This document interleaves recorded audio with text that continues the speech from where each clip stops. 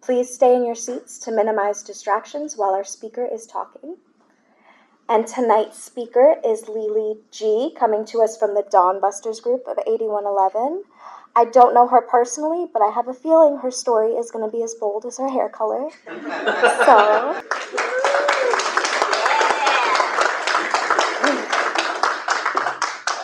hey y'all, I'm Lily, I'm an alcoholic, and I have bold pink hair. I qualify myself, my sobriety day is 12/7/11, and that's only by the grace of God and the company I keep. I'm going to read one thing before I start my story. I do this every time I tell my story, because this one sentence seemed the biggest lie in this big book to me. And it comes out of chapter 7. I can't see the page. I'm sorry, I don't have my glasses. I've read it enough times. They're on your hat. Huh? The glasses are on your hat. Okay, thank you. I'm looking at him like, what is he trying to do to me? See why I'm here? I'm still an alcoholic. Frequent contact with newcomers and with each other is the bright spot of our lives. That is a truth of mine today, and I never believed that it would be. So I am from Georgia. In case y'all didn't know what y'all meant, that means y'all. And it's a real word in Georgia, and I might use it a few times. I was born in Marietta. I was the product of a Daytona Beach spring break. And I was born in the early 70s, so that was one of those situations where my parents were forced to get married because you just didn't have babies without being married back then. And so that's what my teenage mother, who was 16, and my 18-year-old father did. They got married. My father went to the service, and my mother dropped out of high school and became a single, well, she wasn't quite single at the time, but became a mother. A year later, my brother was born in Texas on base. And a year later, my father was murdered.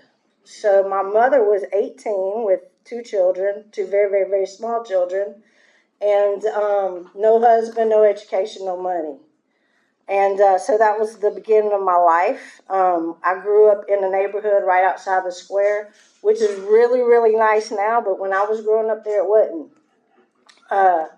It's almost shocking to see what these houses look like these days. But anyways, I did grow up in a predominantly black neighborhood, and from a very, very young age, I learned very, very fast that I didn't quite fit in.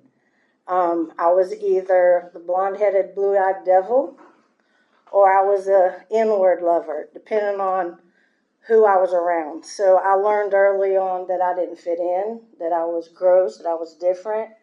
And I had zero relief.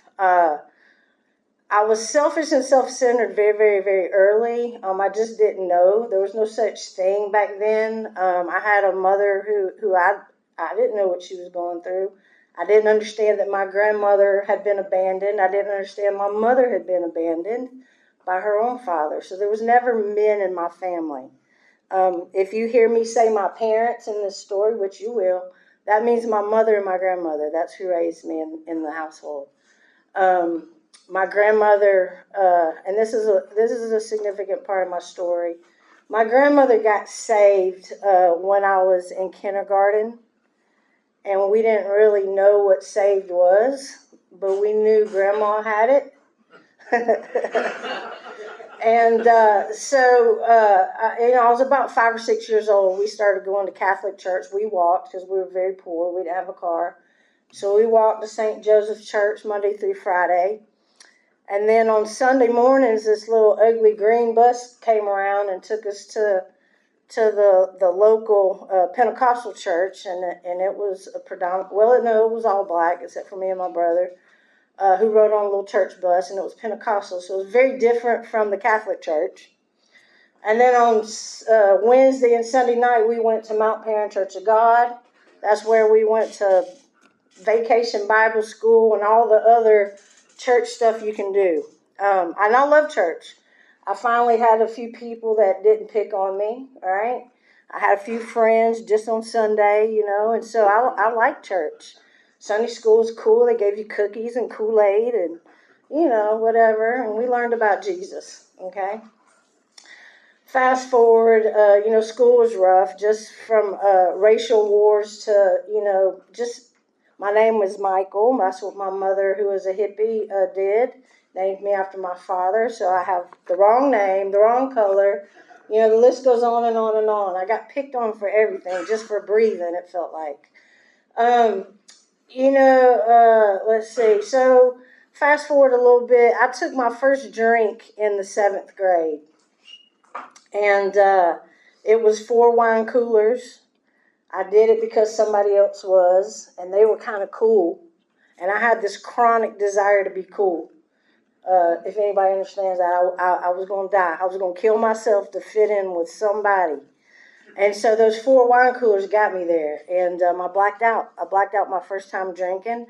I got so sick. I don't remember blacking out. I just remember all the neat stories that they were telling me the next day, and I didn't remember it. And it was kind of cool because people were talking about Lily, right? So I'm getting there. However, it made me sick, and I was deathly afraid of my mother, who was a very heavy drinker, because we don't call other people alcoholics, right? So we'll refer to Mom as a heavy drinker. Who parented me from the couch. That's just how it was. Mom was a kind of functioning. She drank a lot. She got up every morning and went to work, as my grandmother did. I saw single, hardworking women. That's who raised me.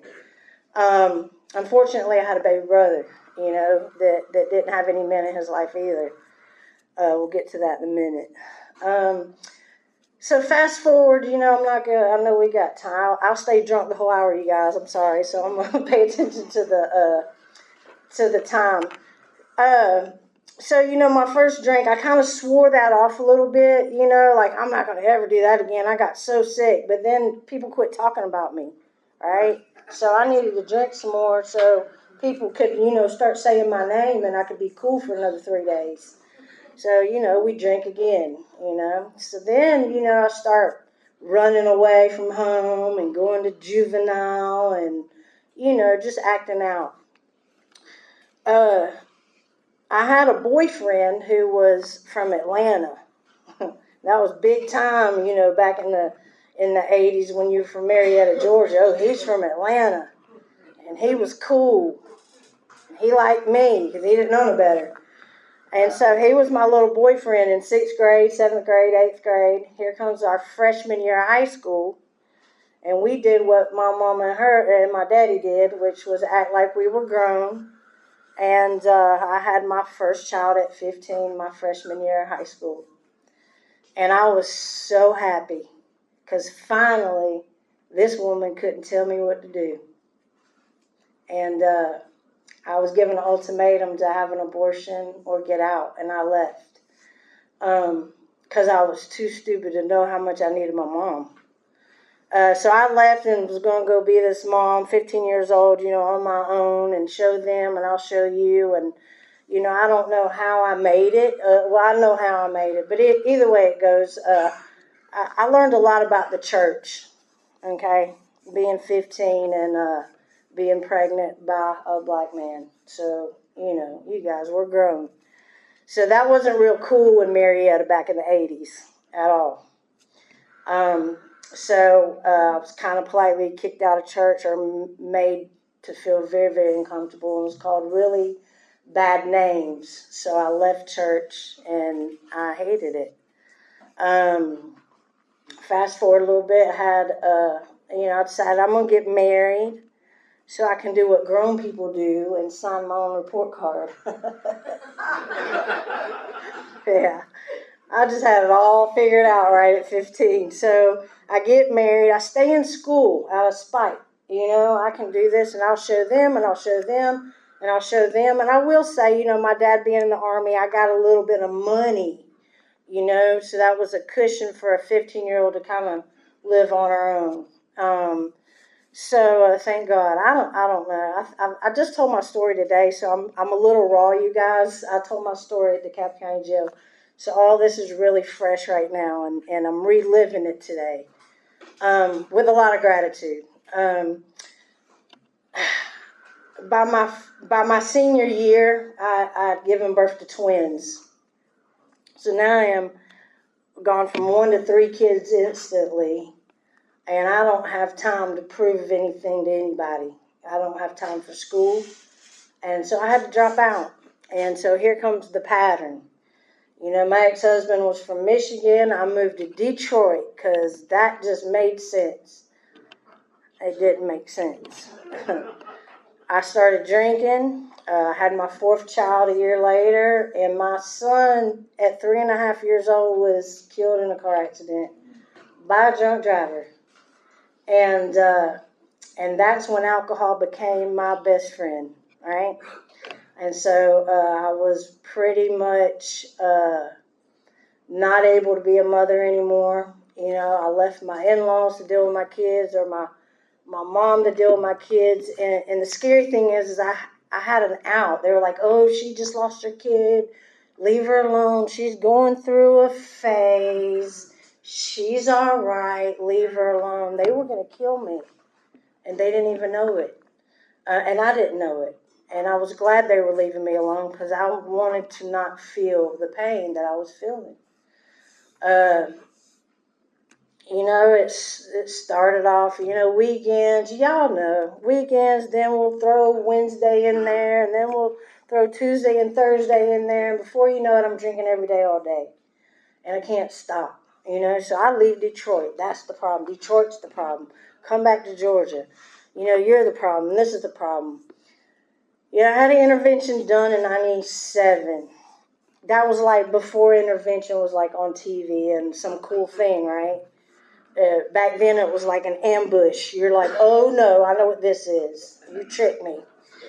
And so I will say this, and I respect I respect singleness of purpose, but sometimes when I get drunk, I make real dumb decisions to do other things, you know? And so some of those other things led me to a lot of trouble. So here comes the jail.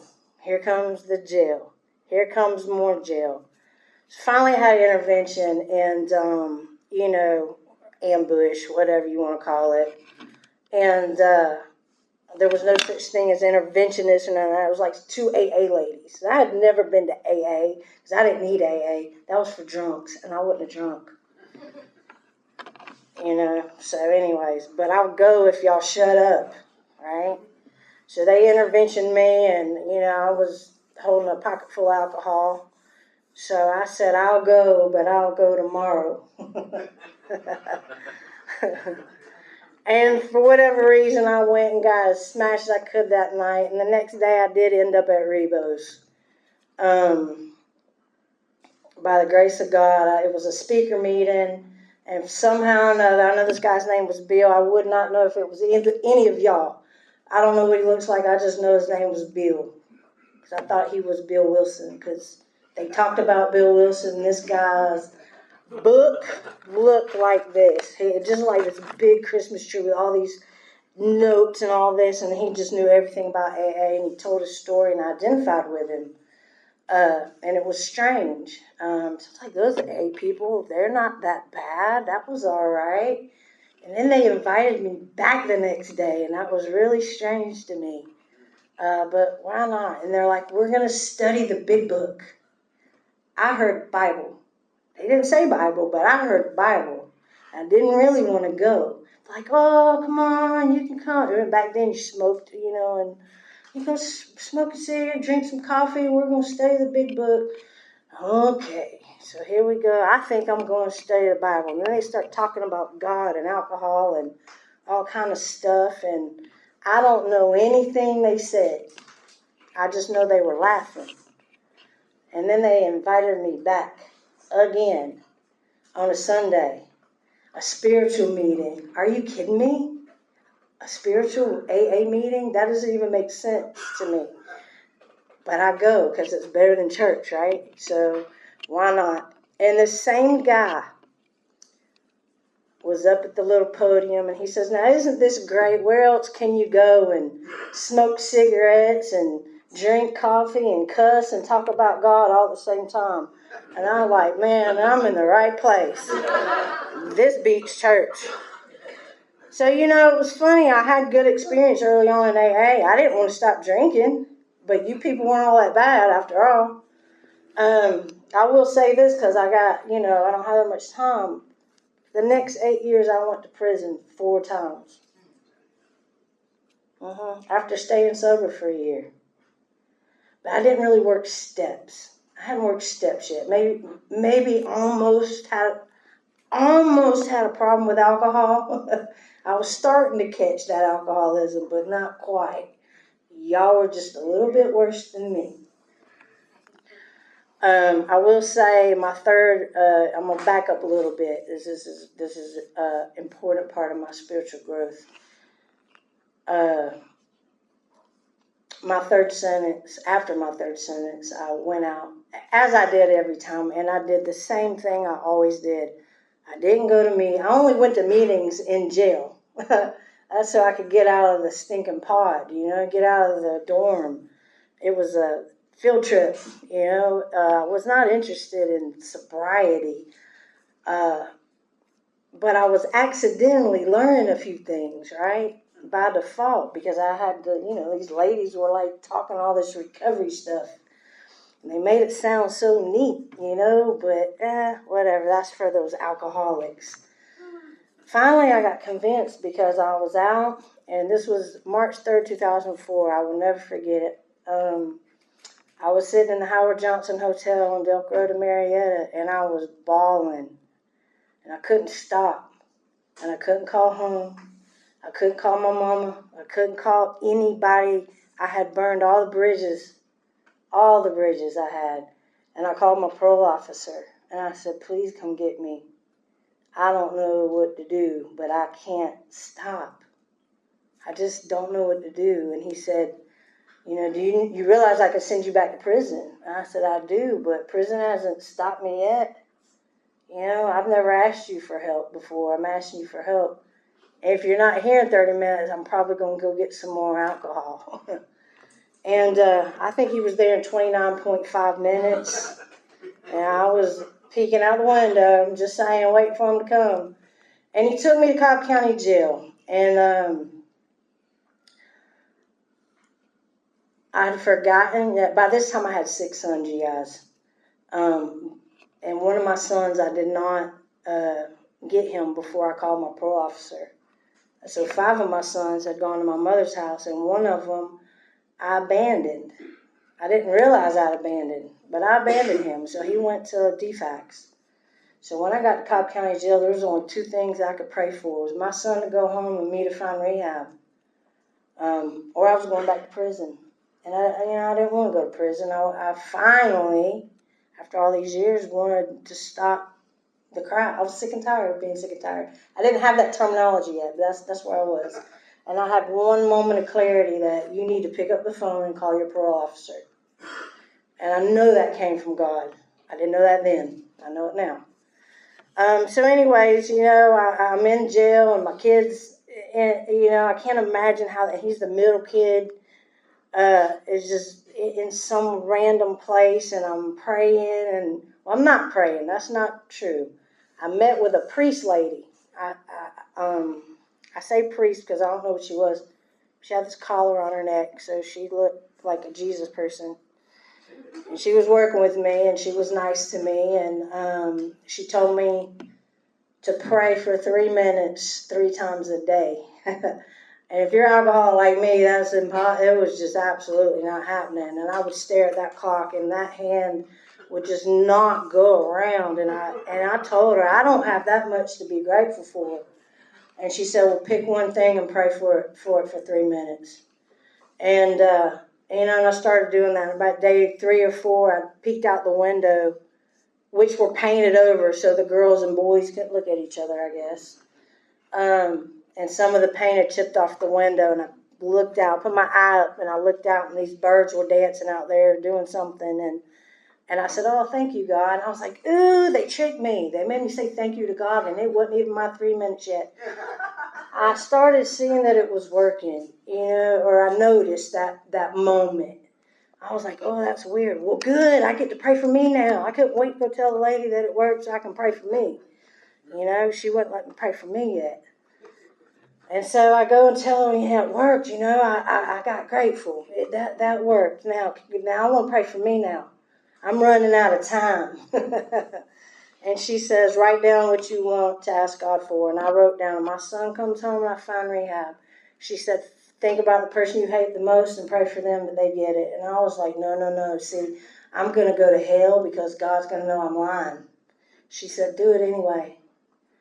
And so I picked the person that I hated. She just happened to be another inmate, like you're it. And, she stole my car when we were out there and on the free world, right? And I couldn't call the police because I was kind of not wanting the police around me. So she just got my car. So you're it. I'm going to pray for you because I don't like you. And I prayed for her, and I prayed for her, and I prayed for her. Let her kids go. Let her go to rehab. Let her go to, let her. And I didn't mean it. But I did it because I was desperate. I didn't even know I was desperate. I was going to do whatever y'all told me to do because I did not want to go back to jail. It wasn't even alcohol yet, right? I wasn't that I don't want to drink again. I just didn't want to go back to jail. So I was willing to do what I was told. And I don't know, it was about 3.5 weeks into my 1 month that I had to find rehab. And Mothers Making a Change turned me down. They were about the 5th rehab to turn me down. I don't know if you guys have ever heard of it. They take everybody. I mean, they don't turn people down. So I'm like, well, wow, man, what's wrong with me? And I'm getting scared. And I was on the phone crying with my mother, like, I'm the victim, which I'm real good at being. Like, see, I try to do it the right way, and it doesn't work. So I'm just going to do it. I was just so good at being the victim. And of all people that came up to me, that girl that I prayed for said, here, Lily, call this number. And it was a number to Bridges of Hope. And they accepted me. And my son came home that next day to my mama. And I didn't have nothing to pray for no more. Now, I wasn't into the God thing, and I will say this. I mean, I just said okay. Like, but in my heart, like, first step, second step, third, I would just check, okay, yes. But I was lying because I was so angry at God. I make it to Bridge of Hope, and then my daughter, that I had one of those jail sentences, my daughter died. And so I have 6 sons and a daughter. Now my only girl dies, and I've got my finger up to you and your God. And I made it very clear that if I need God to get sober, go ahead and give me a bottle, because it ain't happening. And I had a really, really smart lady with me. She gave me the baby steps that I needed, which was, if you don't believe in God, pray to the air. It's everywhere. And she asked me, how do you know you're breathing oxygen? And I'm a smart aleck. I like, because I'm breathing. She said, no, because your 3rd grade teacher told you. And for whatever reason, she was right. I'm like, yeah, how do I know what I'm breathing, right? And I just looked at her. She said, use that kind of blind faith. Just start with there. And she told me, you don't have to believe in God to practice spiritual principles. Just practice those stinking principles, And when it came to turn my will and my life over to the care of God, she said, group of drunks. Because a group of those drunks the whole energy in the rooms is a lot stronger than my little energy by itself. So I could call y'all a higher power for that until I could be introduced or connected to a higher power. She had all the baby steps. I couldn't get kicked out. I tried. I hated Bridge of Hope. I tried. I did get kicked out. But it was because I had a bad attitude because my daughter died. And I ended up going back to prison. And I was the victim because, see, I tried it your way. And I'm still going to prison. Because I didn't understand that the drinking wasn't my problem. I did not comprehend that. I did not comprehend that drinking was my solution. And so I thought if I just quit drinking, I'm tired of being on my tiptoes. Okay, there we go. Whew. There we go. And if I just stopped drinking, that everything was going to fall in place the way I wanted. So I'm still selfish and self-centered and want things my way. Did not know that was a problem, you know? So, I go through this, I go back to prison and I wrote the parole board and I asked them for, at the time it was called Correctional Recovery Academy. It was like RSAT. It was just like 12-step program in prison. And it's like boot camp style recovery. You cross your eyes, we were rode up. I mean, you couldn't do anything wrong. But I went with a decision, and I didn't have no DUIs, no drug charges, so it was really hard for me to get in this program. And I just poured my heart out in a letter to the parole board, please, I need this so that I don't come back. So going to that program with a decision, I made a decision to be teachable and let them teach me. And, I was kind of excited about recovery. By the time I left and graduated, I've been there a couple years. And then I paroled out. And here we go. The counselor said, Ms. Gore, the biggest decision you're going to make up to this point in your life is whether you get to a 12-step meeting when you get out. And I'm like, yeah, okay, just shut up. For whatever reason, they gave me that token. I hadn't been in prison a while. They used to give you a MARTA token and send you on your way. And I asked that MARTA driver, I was like, do you know where an AA meeting is? God forbid they know I'm an alcoholic. Everything I own is in a plastic bag. They know I'm an inmate, right? They know I just got out of prison. But we don't want them to know I'm an alcoholic. And he told me how to get to what train station, this, that, and the other, and get here and go there, da-da-da. And he said, and ask the bus driver for 8111. And I was like, is he going to know what that is? I didn't know what that was. I'd never heard of it. He said, yeah, he's going to know what it is. And I said, all right. So I go, and hey, do you know where 8111 is? He said, yes. I need to go there. He said, okay. We're driving, I'm happy, and I'm all like 2 years sober. I didn't even take, the little alcohol in jail. Like I really didn't do that stuff.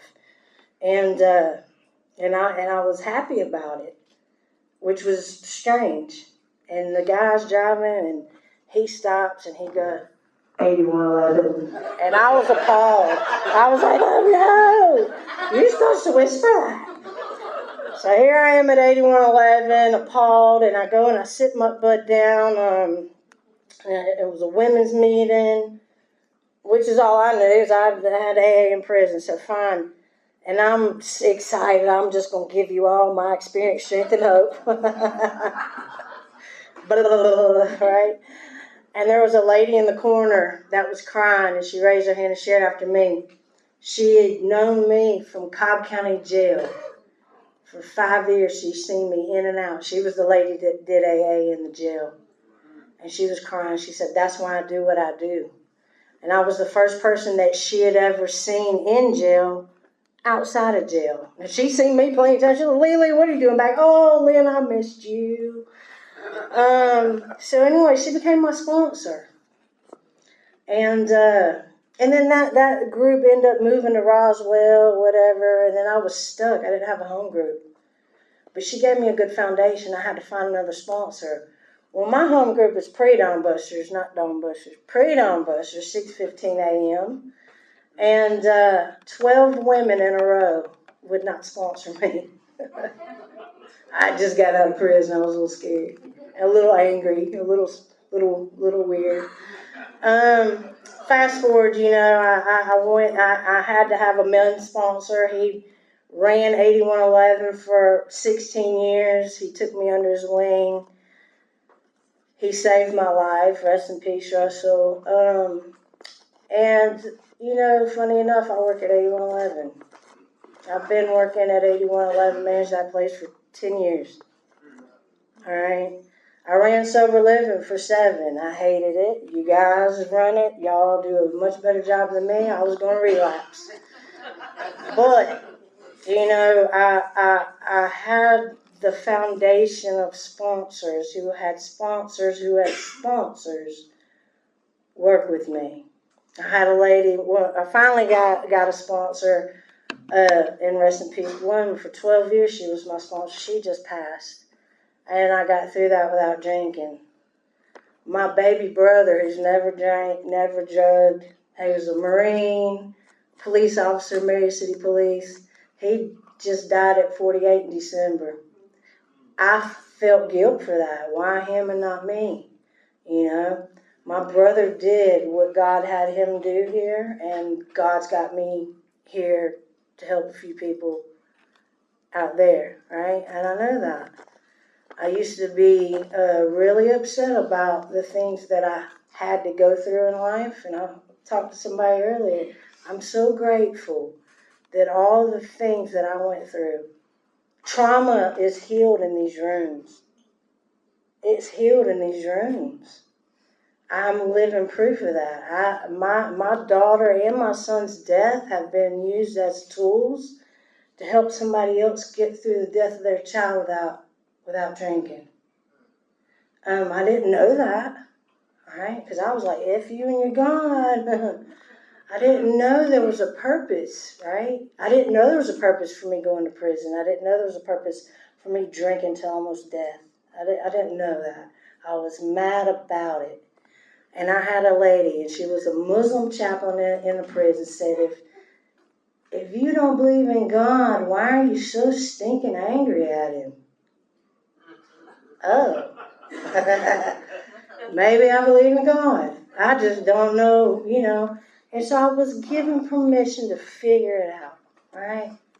I love Pre-Dawn Busters meeting because we have everything in that meeting. We have Buddhists and Muslims and Hindus and Catholics and pagans, and we have everything in that group. And when we talk about God, we're all talking about the same thing. And for a lot of us, it was a group of drunks that taught us good, orderly direction, right? That taught us connection with something bigger than ourselves. And I'm no longer scared of it. I'm no longer angry at it. I comprehend grace. And so now I work with people in prison. I'm going to be speaking in Nigeria prison in February. I just spoke in DeKalb County Jail today. Miss Pat came to see me. Because if it wasn't for that little lady in the corner that raised her hand crying, I wouldn't be sober. I would not be sober without the people from Alcoholics Anonymous coming in the jail, laying down those seeds that I needed to water and nourish, fertilizer and all that stuff. And it took me a while. I am sometimes slowly, real slow. So I've been out of prison for just over 18 years. I have not gone back to prison. I've relapsed 2 times. Both times were quickies, but enough to get me to my knees. I had 1 relapse at 3 years sober. That was 1 beer. That was the worst relapse I ever had, because I could not smash the idea for the next 3 years that I could drink just 1. And I tried again, and I was out for a week.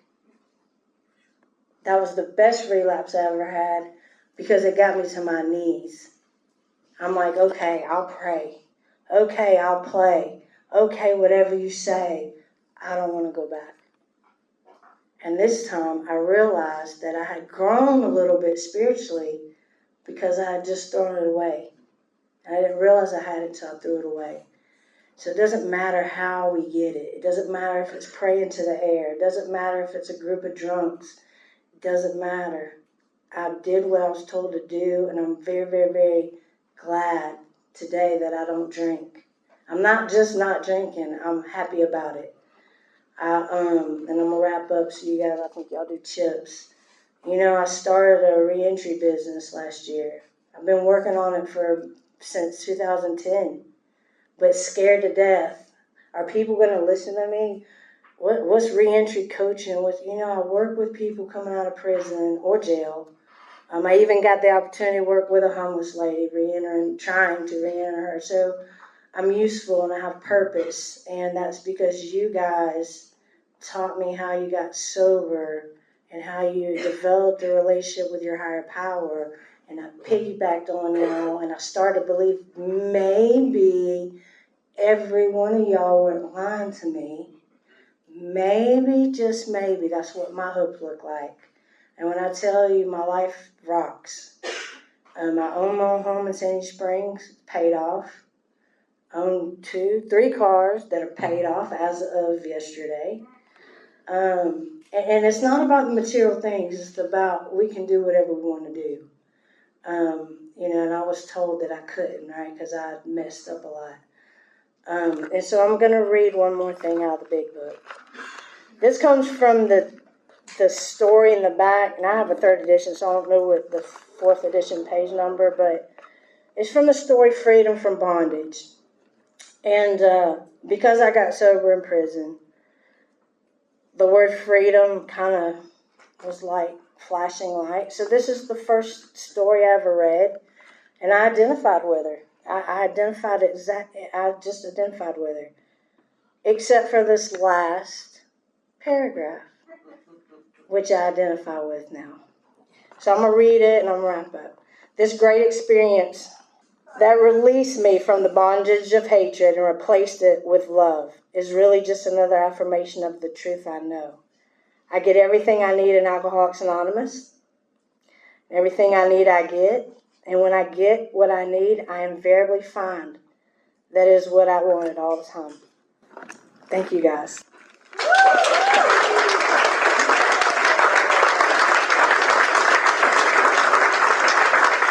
You've reminded me of something my dad would tell his sponsees. If you don't have something to pray to your shower curtain, because you don't get one in jail. So